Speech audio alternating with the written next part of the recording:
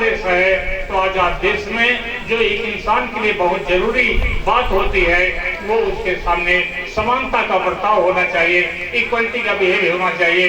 अगर समानता का बर्ताव नहीं हो रहा है इसका मतलब या तो वो देश आजाद नहीं है या फिर इधर इक्वलिटी नहीं है, बराबरी नहीं है। तो फिर दोनों ही बातें, एक तो इक्वलिटी होनी चाहिए तभी देश आजाद हो सकता है, और ये देश आजाद है तो इक्वलिटी होना बहुत जरूरी है।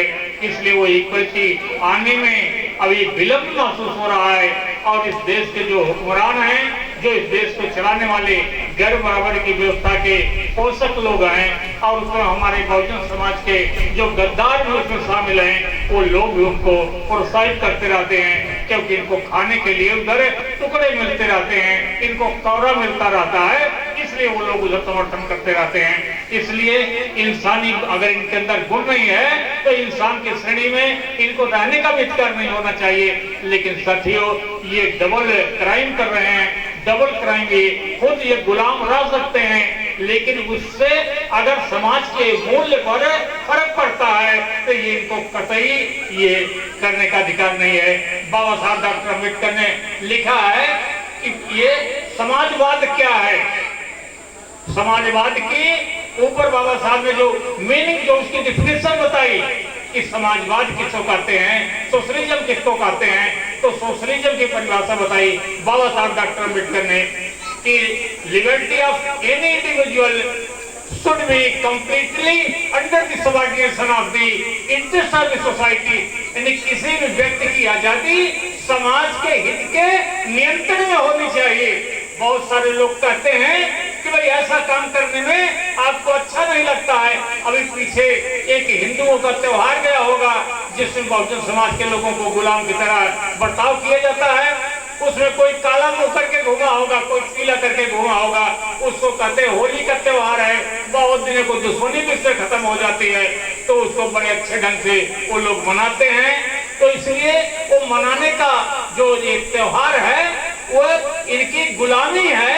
उस गुलामी को अगर कोई सेलिब्रेट कर रहा है तो फिर उसके अंदर कोई इंसानी गुण नहीं है। तो बाबा साहब डॉक्टर अम्बेडकर ने कहा कि जब लोग ऐसा कहते हैं कि भाई आपको होली मनाने में, दिवाली मनाने में, या ये जो हमारे अपमान के रूप में त्योहार प्रयुक्त किए गए हैं उसको मनाने में आपका इंटरेस्ट नहीं है तो आप मत मनाइए। लेकिन अगर उसमें हमको अच्छा लगता है, हम उसको इंटरेस्ट रखते हैं उसको सेलिब्रेट करने में, तो फिर हम मनाएंगे। आपको नहीं अच्छा लगता आप मत मनाइए।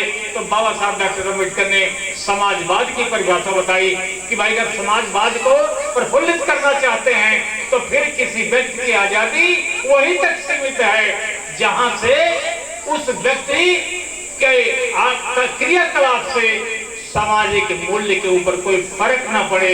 इसलिए उसके मनाने से, उसके सेलिब्रेट करने से क्या वो जो समाज का वैल्यू है, क्या उसके इंटरेस्ट के ऊपर, उसके रुचि के ऊपर, उसकी आवश्यकता के ऊपर कोई नेगेटिव प्रभाव नहीं पड़ता है, कोई विपरीत प्रभाव नहीं पड़ता है। अगर वो नहीं पड़ता है तो वो कर सकता है, लेकिन अगर प्रभाव पड़ता है तो वो कर नहीं सकता है। वो चाहे कितना ही बड़ा आजाद समाज का व्यक्ति हो, आजाद व्यक्ति हो या आजाद देश का व्यक्ति हो। इसलिए किसी व्यक्ति की आजादी वो समाज की रुचि के कंप्लीटली नियंत्रण में होना चाहिए, उसके नीचे ही होना चाहिए, उससे बाहर नहीं जा सकता है।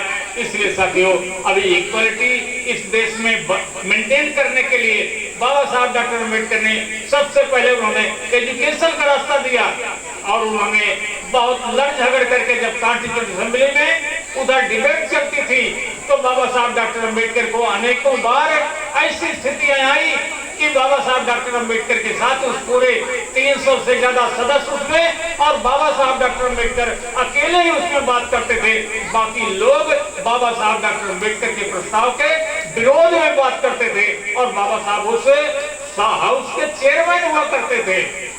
तो अभी बाबा साहब जब आर्टिकल 45, क्योंकि बाबा साहब जानते थे कि जब तक इनको शिक्षा नहीं सुलभ कराई जाएगी, इनको एजुकेशन का अवसर नहीं दिया जाएगा, इसलिए ब्राह्मणवादी लोगों ने सबसे पहले हमको गुलाम बनाने के लिए, हमको अपाहिज बनाने के लिए, हमें मानसिक गुलाम बनाने के लिए हमको भूखे रखने के लिए, हमें लाचार बनाने के लिए उन्होंने सबसे पहले हमारी शिक्षा वंचित किया कि ये शिक्षा नहीं ले सकते हैं। बाकी वो अपनी शिक्षा अपने गुरुद्वारों में लिया करते थे, अपने जो उनके विद्यालय हुआ करते थे जिनमें ब्राह्मण पढ़ाया करता था, उधर अपनी शिक्षा लेते थे। लेकिन बाकी लोगों को, बहुजन समाज के लोगों को शिक्षा लेने का अधिकार नहीं था। इसलिए बाबा साहब डॉक्टर अम्बेडकर ने देखा कि अपने हित की बातें क्यों नहीं सोच पाते हैं, इसलिए सोच इसलिए नहीं पाते। बाबा साहब डॉक्टर अम्बेडकर, जैसा राजमणि निगम जी ने बताया कि बाबा साहब डॉक्टर अम्बेडकर एक अनोखे स्कॉलर थे। भारत में एक ऐसे विचित्र विद्यार्थी थे जिन्होंने एंथ्रोपोलॉजी, जिसको हिंदी में नृविज्ञान कहते हैं, और उसमें बीएससी किए थे। भारत में उसका, उनके बराबर का एजुकेशन इसके ऊपर किसी के पास थी ही नहीं। और बाबा साहब डॉक्टर अम्बेडकर को इसके ऊपर जितना एक्सपेरिमेंटल अनुभव था वो किसी भारत के किसी भी व्यक्ति में, चाहे वो किसी भी विषय में पीएचडी किया हो, इतना अनुभव, इतना सटीक ज्ञान किसी के पास तो नहीं था। बाबा साहब डॉक्टर अम्बेडकर को मालूम था कि एक इंसान को जानवर से बदतर कैसे बनाया जाता है, और जानवर से बदतर बनाए हुए इंसान को फिर इंसान कैसे बनाया जाता है। बाबा साहब डॉक्टर अम्बेडकर को ये टेक्नोलॉजी मालूम थी। इसलिए बाबा साहब डॉक्टर अम्बेडकर सारे समाज को छोड़ करके, जो इस देश का बहुजन है, जिसकी आबादी इस देश में 85% से ज्यादा है, उसको इंसान बनाने के लिए बाबा साहब डॉक्टर अम्बेडकर ने ये अभियान छेड़ा। उनके साथ के नेता, चाहे गांधी हो, नेहरू हो, और कोई नेता जो उनके साथ में काम करते थे, उसमें पार्लियामेंटेरियन थे, वो लोग कहते थे बाबा साहब डॉक्टर अम्बेडकर से कि doctor Ambedkar, you are always worried about the problem of Bahujan Samaj. There are so many problems in the country. Why don't you focus on those problems? आज इस देश में डॉक्टर अम्बेडकर बहुत तरीके की समस्याएं हैं, आप ये बहुजन समाज की समस्याओं के ऊपर ही क्यों फोकस करते हो? जो दूसरी समस्याएं हैं उसके ऊपर भी फोकस करो। बाबा साहब डॉक्टर अम्बेडकर बड़े उचित तरीके से उनसे कहा कि भाई, अगर इस देश में सैकड़ों समस्याएं हैं, इस देश में हजारों लीडर भी तो हैं, इसलिए हर लीडर एक एक समस्या हल करने की जिम्मेदारी ले ले, एक देश समस्या से मुक्त हो जाएगा।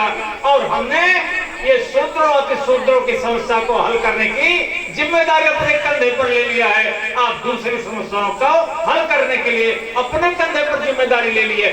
लेकिन वो लोग ऐसा नहीं चाहते थे, वो ये चाहते थे कि हमारे में से तो कोई शूद्रों की समस्या हल करने की जिम्मेदारी ले नहीं सकता है।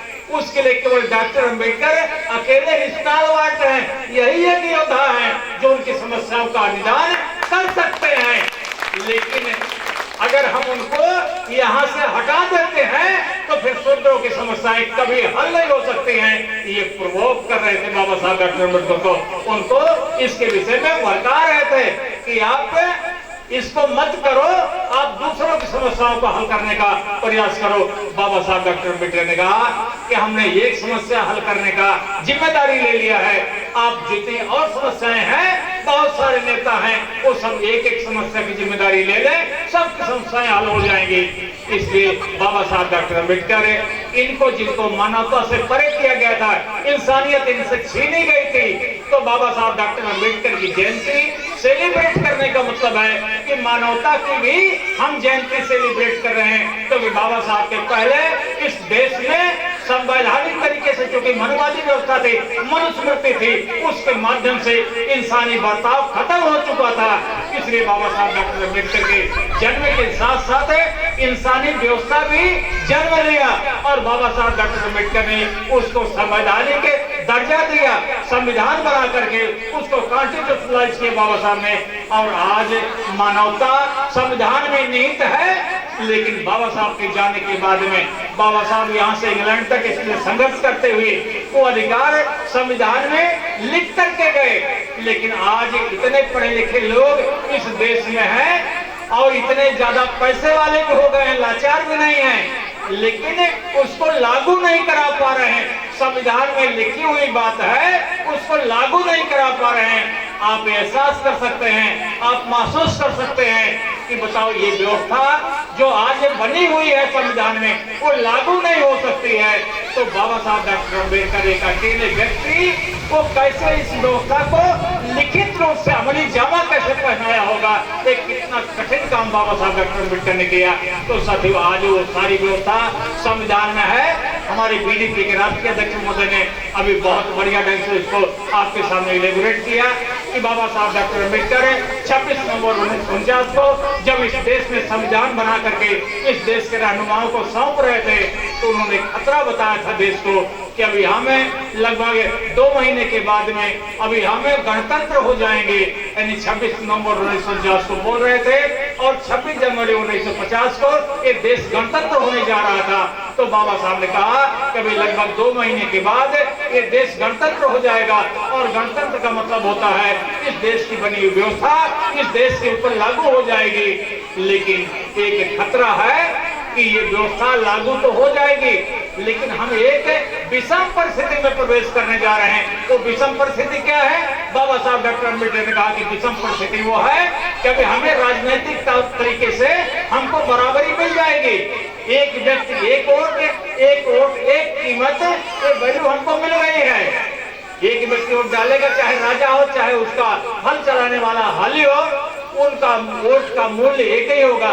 तो राजनीतिक क्षेत्र में हमको बराबरी मिल गई है, लेकिन अभी सामाजिक क्षेत्र में हमको बराबरी नहीं मिली है। इसलिए जब तक सामाजिक और आर्थिक क्षेत्र में बराबरी नहीं मिलती है, तब तक ये जो हमको पॉलिटिकल इक्वलिटी मिली है, ये ज्यादा देर तक फ्लोरिश नहीं कर पाएगी। इसलिए बाबा साहब डॉक्टर अम्बेडकर ने कहा, इसलिए हमको आर्थिक और सामाजिक समानता, बराबरी ले आना बहुत निहायत आवश्यक है और इसको किसी भी कीमत में 10 साल से ज्यादा नहीं लगाना चाहिए। 10 साल के अंदर ये सोशल एंड इकोनॉमिक इक्वलिटी हमको स्टेब्लिश करना है। तो बाबा साहब ने 26 नवंबर 1949 को ये हमको चेतावनी दिया, इस देश के लोगों को चेतावनी दिया कि अगर ये सामाजिक और आर्थिक इक्वलिटी नहीं बनती है तो फिर ये इतने परिश्रम से तैयार किया हुए ये प्रजातंत्र एक खतरे में पड़ जाएगा। और प्रजातंत्र का मतलब होता है, डेमोक्रेसी का मतलब होता है इक्वलिटी। तो अगर प्रजातंत्र है इस देश में तो इक्वलिटी क्यों नहीं है? इसका मतलब है कि इस देश में संविधान के विपरीत कोई गतिविधि चल रही है। इसलिए ये देश गणतंत्र है, डेमोक्रेटिक है, प्रजातांत्रिक है, लेकिन इक्वलिटी नहीं है। इसमें कहीं गड़बड़ी है। बाबा साहब डॉक्टर अम्बेडकर ने शिक्षा को हथियार बताया और इसलिए उन्होंने इस निरक्षर देश को साक्षर करने के लिए उन्होंने आर्टिकल 45 की रचना करते समय लोगों से पूछा था, उस हाउस में बैठे हुए लोगों से, कि भाई अभी चूंकि शिक्षा सबसे निम्न स्तर पर है इस देश में, क्योंकि हजारों साल तक एक बहुत बड़े वर्ग को, जिसको हम बहुजन समाज कहते हैं, शूद्र अतिशूद्र कहते हैं, उनको शिक्षा से वंचित किया गया है। इसलिए वो शिक्षा अनिवार्य की जानी चाहिए, तभी इस देश में शिक्षा वंचित की जा सकती है।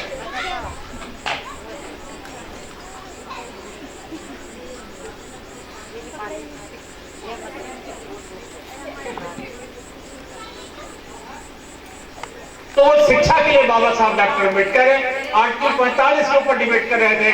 तो वहां बैठे उस हाउस में ज्यादातर लोग सब जमींदार बड़े लोग थे, फैक्ट्री के ओनर थे, इंडस्ट्रियलिस्ट थे और बहुत बड़े बड़े जमींदार थे। बाबा साहब अकेले ही इन्हें मजलूमों के मसीहा बनकर उधर हाउस में बैठे हुए थे। तो उन लोगों ने बाबा साहब को सजेस्ट किया कि आप ये 6 साल मत करिए, क्योंकि उन्होंने बताया तो 14 साल तक के बच्चों को फ्री कंपल्सरी एजुकेशन का प्रावधान किया जाना चाहिए। लेकिन उस हाउस में बैठे हुए लोगों के कान खड़े हो गए। क्यों कान खड़े हो गए? उनको चिंता हो गई कि भाई 14 साल तक के बच्चे, हर वर्ग के, हर जाति के, हर धर्म के 14 साल तक के बच्चे अगर स्कूल जाने लगे तो फिर उन बड़े लोगों के बच्चों का बस्ता स्कूल कौन पहुंचाएगा? उनके घरों में पोछा कौन लगाएगा? उनके खेत में हल कौन चलाएगा? और उनके होटल ढाबे पर उनके प्लेट और जूठे बर्तन कौन धोएगा? ये चिंता उनको इस बात की होने लगी। राष्ट्र निर्माण की चिंता उनको नहीं थी। तो कहने लगे कि ये 14 साल नहीं, इसको 6 साल करिए, तब हम सहमत हैं, तब इसको इनकारपोरेट कर सकते हैं, तब इसको आप लागू कर सकते हैं। तो बाबा साहब डॉक्टर अम्बेडकर ने कितने दूरदर्शी थे, कितने कुशाग्र मुद्दे के थे बाबा साहब डॉक्टर अम्बेडकर कि वो पूरे हाउस में एक भी व्यक्ति उनके साथ नहीं था। उसके ऊपर भी बाबा साहब वही निर्णय बनाते थे जो उनको ठीक लगता था। तो ये पतेगा, ये विलक्षणता उनके अंदर थी, क्योंकि वो ईमानदार थे, ऑनेस्ट थे और वो चरित्रवान थे। जो हमारे राष्ट्रीय अध्यक्ष जी ने कहा कि अभी हमारे कार्यकर्ता के अंदर ये 4 गुण होने चाहिए, तो भाई अगर उसमें से कोई भी अवगुण आपके पास आ गया, गुण खत्म हो गया, तो आपको कोई भी गुलाम बना लेगा। इसलिए हमारे साथ वही लोग आए जो ये गुणों का पालन करते हो, वो गुण अपने अंदर रखते हो, वही लोग कुछ कर सकते हैं। चोर दरोगा से कभी मुकाबला नहीं कर सकता है, वो 10 मिनट के अंदर उनको जूत भी बजा करके हवालात में कर देगा। इसलिए वो कितने पहलवान हो, कुछ नहीं कर सकते हैं। इसलिए ईमानदार व्यक्ति होगा तो वो केवल वो दरोगा को ही नहीं, वो इस देश की व्यवस्था को भी चुनौती दे सकता है कि हमारे साथ है संविधान विरोधी गतिविधि हो रही है। इसलिए बाबा साहब डॉक्टर अम्बेडकर उस समय कहने लगे कि भाई अभी हम आर्टिकल 45 के ऊपर चर्चा कर रहे हैं, आर्टिकल 45 के ऊपर अभी हम आर्टिकल 24 पर चर्चा कर चुके, उसको हमने इसी हाउस की सहमति से उसको पास कर दिया है। उसमें हमने लिखा है कि 14 साल तक के बच्चों को कोई भी व्यक्ति अपने कल कारखाने में, अपने खेती के उद्योग में, अपने होटल ढाबे पर और किसी भी ऐसे कठिन श्रम में एम्प्लॉय करेगा तो संविधान विरोधी समझा जाएगा, उसके खिलाफ दंडात्मक कार्यवाही की जाएगी। अभी हमने आर्टिकल 24 में इसको फाइनल कर दिया है और आगे हम आर्टिकल 24 अभी रीओपन नहीं कर सकते हैं, उसके ऊपर अभी हम फिर से चर्चा नहीं कर सकते हैं। तो फिर अगर हम 14 साल से 6 साल कर देते हैं तो फिर अभी 6 साल के बाद में स्कूल टीचर की जिम्मेदारी खत्म हो जाएगी। कोई बच्चा आए या ना आए उसकी कोई जिम्मेदारी नहीं है, और होटल ढाबे वाले उसको अपने यहाँ नहीं खड़े होने देंगे क्योंकि 14 साल से कम है। जमींदार उसको अपने खेत में नहीं खड़ा होने देगा क्योंकि 14 साल से कम है, और जितने भी कल कारखाने हैं उसका मालिक अपने कल कारखाने में खड़ा होने नहीं देगा क्योंकि 14 साल से कम है। तो फिर वो 14 साल से पहले वो क्या करेंगे, 6 साल के बाद और 14 साल के पहले वो क्या करेंगे। बाबा साहब डॉक्टर अम्बेडकर ने कहा कि भाई अभी हम आर्टिकल 24 का पालन करने के लिए अभी बताओ ये 8 साल कहाँ रहेंगे। 6 साल और 14 साल के बीच में 8 साल का अंतर पड़ता है। अभी 8 साल कहाँ रहेंगे वो जगह बताओ, ये इस जगह पर रहेंगे, हम 6 साल कर देते हैं। बाबा साहब डॉक्टर अम्बेडकर इतने दूरदर्शी व्यक्ति थे, जब ऐसा पूछा उस हाउस में बड़े बड़े महतो बैठे हुए थे, बड़े बड़े पढ़े लिखे लोग वहां बैठे हुए थे, वो सब जो पहले ऊपर बड़ा टकटकी लगाए थे भाई तो पास नहीं हो सकता क्योंकि ये जो बहुमत है ये हाउस जो है सहमत नहीं डॉक्टर अम्बेडकर की बात से। तो जब बाबा साहब ने सवाल रखा कि भाई वो 8 साल कहाँ रहेंगे वो जगह बताओ, हम 6 साल कर देते हैं। फिर लोग उधर कोई व्यक्ति जवाब नहीं दिया। बाबा साहब डॉक्टर अम्बेडकर बहुत देर तक इंतजार किए, कई बार रिमाइंडर दिया भाई बताओ कहाँ रहेंगे, कोई जवाब नहीं आया। बाबा साहब डॉक्टर अम्बेडकर ने उनको धिक्कारा भी कि आप कितना राष्ट्र विरोधी सोचते हो कि जब तक ये ह्यूमन रिसोर्स डेवलप नहीं होगा, जब तक इंसान नहीं विकसित होगा, ये पढ़ा लिखा नहीं होगा, तब तक देश कैसे विकसित हो सकता है। और आप देश के विकास के विपरीत सोचते हो, आपकी सोच ठीक होनी चाहिए, इसको दुरुस्त करो। इसलिए अभी कोई जवाब नहीं आया कि 8 साल कहाँ रहेंगे बच्चे। इसलिए चेयरमैन होने के नाते ये मेरी राय है उनके लिए सबसे बढ़िया जगह स्कूल कॉलेज ही है। तब बाबा साहब डॉक्टर अम्बेडकर ने उसको आर्टिकल 45 फाइनल किया, लेकिन वो बैठे हुए लोग ये सोच रहे थे कि आने वाले समय में इनके समाज में बहुत गद्दार भी पैदा हो जाएंगे, बहुत भ्रष्टाचारी भी पैदा हो जाएंगे, बहुत नशेड़ी भी पैदा हो जाएंगे। इसलिए डॉक्टर अम्बेडकर 1000-2000 साल तक तो रहने वाले नहीं, ये बना भले थे कॉन्स्टिट्यूशन में, हम इसको लागू नहीं होने देंगे, हम इनके लोगों से इसका विरोध करवाएंगे। और हुआ वही अंत में। और बाबा साहब डॉक्टर अम्बेडकर उसको इतनी मेहनत से लिखे, लेकिन हमारे समाज के लोग उसको लागू ही नहीं किए। एक बार जनता पार्टी के जमाने में सारे मुख्यमंत्रियों की मीटिंग बुलाई गई, उत्तर प्रदेश की मुख्यमंत्री उसमें शामिल हुई, और जिसको हमारे यहाँ लोग कहते हैं कि वो आयरन लेडी है, वो आयरन लेडी उस मीटिंग में गई। लेकिन ह्यूमन रिसोर्स डेवलपमेंट का भारत सरकार का मंत्री जब पूछने लगा कि भाई आर्टिकल 45 लागू करने के लिए अभी देश में बहुत दबाव बन रहा है, अब इसको कैसे लागू किया जाए। बहुत सारे मुख्यमंत्री वहां बैठे हुए थे, तो वो लोग चाहते थे कि उत्तर प्रदेश के मुख्यमंत्री जो इन्हीं बहुजन समाज के लोगों की लीडर है, और वो लीडर ही नहीं, वो आयरन लेडी भी है, वो क्या बोलती है उससे पूछा तो आयरन लेडी कहने लगी खड़ी होकर के, सबसे पहले तो उसने जवाब दिया कि हमारे पास में इतना पैसा नहीं है, हमारे पास इतना धन नहीं है कि हम आर्टिकल 45 लागू कर सकें। भाई धन भारत सरकार का है, मुख्यमंत्री का नहीं है। धन तो भारत सरकार देगी, लेकिन हमारी तरफ से प्रस्ताव तो जाना चाहिए कि हम इसको आवश्यक महसूस करते हैं अपने राज्य के लिए। बाकी मुख्यमंत्रियों को बात करने का मौका मिला तो मुख्यमंत्री कहने लगे भाई हमारे पास भी पैसा नहीं है, हम भी लागू नहीं कर सकते हैं, क्योंकि वो नहीं चाहते हैं इस देश में ये वंचित वर्ग के लोगों का, schedule caste, schedule tribe, OBC और दलित पिछड़ा माइनॉरिटी के बच्चे वो स्कूल जाएं। और बाबा साहब का ये मानना था कि अगर 14 साल तक के बच्चे सब स्कूल जाने लगेंगे तो 14 साल में कम से कम 50% बच्चे वो ग्रेजुएशन कर लेंगे, और वो ग्रेजुएशन कर लेंगे तो इस देश के निर्माण में और अपने समाज के निर्माण में इस देश की गैर बराबरी को खत्म करने के लिए ये अपने दिमाग से कोई कारगर कदम उठाएंगे, और उसके लिए समाज में मानवता पैदा होगी, भाईचारा पैदा होगा, इक्वलिटी पैदा होगी। बाबा साहब इसको मान करके वो 14 साल का प्रस्ताव वहां रखे थे, लेकिन साथियों आज तक नहीं लागू हुआ। और वो लागू क्या, 86वां संविधान संशोधन हुआ, उस संशोधन में वो एक ऐसे आर्टिकल है जो इस देश में बहुजन समाज 85% के लोगों का भविष्य बदल देता है। इनको लाचार मोहताज से हेल्पलेस एंड होपलेस से हेल्पफुल एंड होपफुल बना देता। अभी वो मौका भी नहीं मिला कि वो लागू करके देखें तो कि ठीक रिजल्ट देता है नहीं देता है, तो उसके बाद भी वो बिना लागू किए हुए उसको खत्म भी कर दिया। 86वां संविधान संशोधन है, तो साथियों ये षड्यंत्र होता रहा। अभी बहुत दिनों से हम लोगों को 40 साल से ज्यादा, 42, 43, 44, हमारे अध्यक्ष जी को 44 साल से ज्यादा हो गया इस मूवमेंट में काम करते हुए।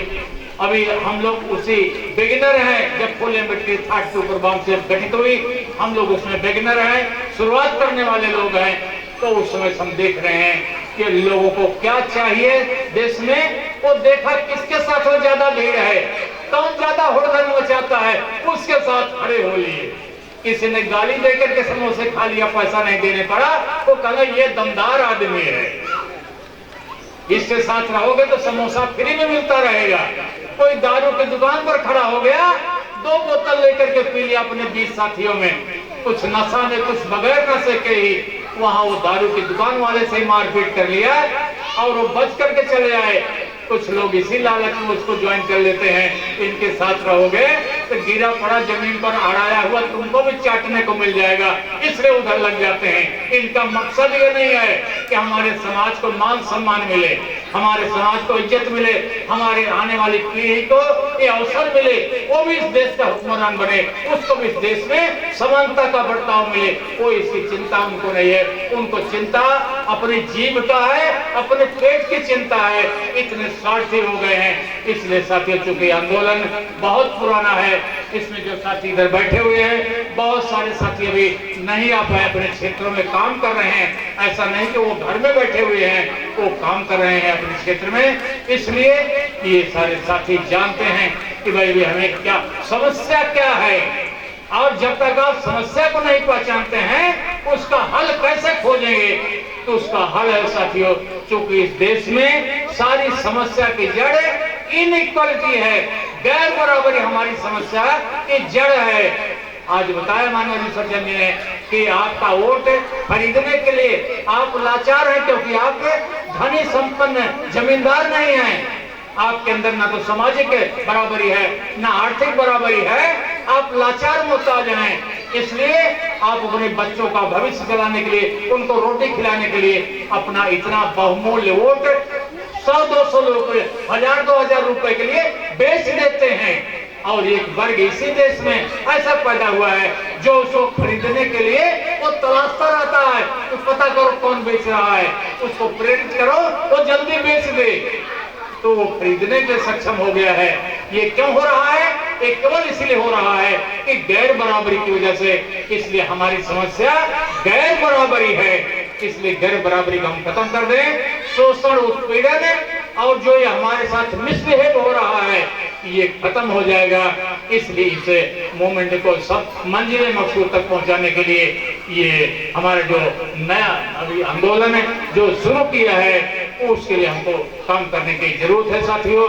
और आने वाले समय में हमें और जिस चीज की आवश्यकता पड़ेगी उसके लिए आप ही लोग इसके अगर दूत बनेंगे, आप ही लोग इसको लेकर के चलेंगे। क्योंकि आने वाली पीढ़ी को अगर हम ऐसा बना करके जाना चाहते हैं कि भाई आने वाली पीढ़ी हमको गालियां दे कि हमारे माँ बाप कितने नकारा थे, कितने निकम्मे थे, हमको गुलाम बना करके चले गए। आज हम बाबा साहब डॉक्टर अम्बेडकर को इसलिए जयंती मना रहे हैं कि बाबा साहब डॉक्टर अम्बेडकर अपने 4-4 बच्चों का बलिदान करके, सैक्रिफाइस करके वो हमारे इंडिया से लेकर इंग्लैंड तक उन्होंने हमारे लिए वकालत किया और इस देश में ब्राह्मण वर्ग जो इतना प्रभुत्वशाली था उसका विरोध करते हुए हमारे संवैधानिक अधिकार अर्जित किया। इसलिए आज हम उनकी जयंती मना रहे हैं।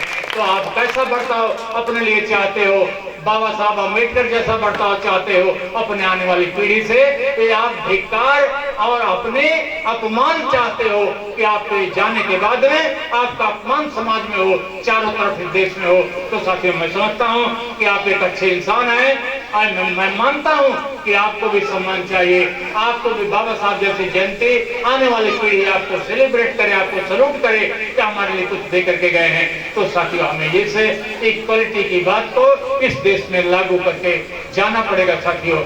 और इसके लिए हमने अभी जो मूवमेंट अभी चल रही है तो साथियों अभी उसके लिए यूनिट बनाना, बीडीपी की यूनिट बनाना, अभी हमको गांव से लेकर के जिले तक यूनिट बनाना है। हम चाहते हैं कि अगर हर जिले में अगर 1000 गांव हैं तो उन 1000 गांव में हमारी यूनिट होनी चाहिए, विलेज यूनिट होनी चाहिए। और उस विलेज यूनिट में कम से कम 100 सदस्य होने चाहिए और 100 सदस्य हर वर्ग से होने चाहिए। हर वर्ग का मतलब बहुजन समाज का हर वर्ग, नहीं तो हमारे लोग बहुत आगे तक की सोच लेते हैं। हर वर्ग सबसे पहले पंडित जी के यहाँ पहुंच जाते हैं, क्योंकि बाबा साहब डॉक्टर अम्बेडकर ने कहा कि हमें जातिवाद खत्म करने के लिए हमको इंटरकास्ट मैरिज करना चाहिए। तो हमारे जो समाज के हरिजन गिरिजन थे वो बाबा साहब से ज्यादा तेज दिमाग वाले निकल गए। वो पढ़ लिख लिए, स्कॉलरशिप मिली बाबा साहब डॉक्टर अम्बेडकर के संघर्ष से, उनको स्कॉलरशिप मिली, उन्होंने पढ़ाई लिखाई किया, IAS बन गए, इंजीनियर बन गए, बड़े बड़े ओहदे पर चले गए। तो फिर ब्राह्मण को सस्ता दामाद और बानोई मिल रहा है, वो ब्राह्मण के यहाँ शादी कर लिए। और बताते हैं लोगों को कि डॉक्टर अम्बेडकर ने यही तो कहा था कि इंटरकास्ट मैरिज कर लो अगर जातिवाद खत्म करना है। भाई बाबा साहब ने कहा जातिवाद खत्म करने के लिए इंटरकास्ट मैरिज करो। तो भाई 4 वर्ण होते हैं, ब्राह्मण, क्षत्रिय, वैश्य, शूद्र, इनमें विभिन्न जातियां होती हैं। तो उन्होंने कहा इंटरकास्ट मैरिज का मतलब अपने वर्ग में जितनी जातियां हैं, जैसे बहुजन समाज है 6000 जातियों में बटी हुई है, इन 6000 जातियों में किसी भी जाति के साथ शादी कर लो। इससे अपने अंदर जो एक दूसरे से भेदभाव है वो खत्म हो जाएगा। लेकिन ये इतना होशियार निकले, स्कॉलरशिप लिया इस कोटे से, पढ़ाई की इस कोटे से, एडमिशन हुआ इस कोटे से, और जब इंजीनियर बन गए, डॉक्टर बन गए, IAS, IPS और PCS बन गए तो चले गए ये 3 कूद करके ऊपर वाले से ब्राह्मण की लड़की से शादी कर लिया और कहने लगे वही तो कर रहा हूँ जो बाबा साहब ने कहा है। इसलिए इतना एडवांस सोचने की जरूरत नहीं है। वो जहां तक बाबा साहब ने कहा है वहां तक करोगे तो फायदा होगा, अगर आप दूसरा काम करने लगोगे तो नुकसान होगा। इसलिए साथियों अभी हमारा ये मूवमेंट जो है वो ये भी बताता है कि आपकी समस्या क्या है और उस समस्या का निदान कैसे होगा, और निदान करने के लिए आप उसका किस तरीके से इंस्टीट्यूशनलाइज करोगे, कैसे संस्थागत करोगे। संस्थागत करने के लिए हम कहते हैं कि भाई आपको नाव नहीं है, नदी कैसे पार करोगे। वो नदी पार करने का तरीका हम उनको कहते हैं भाई तैरना सीख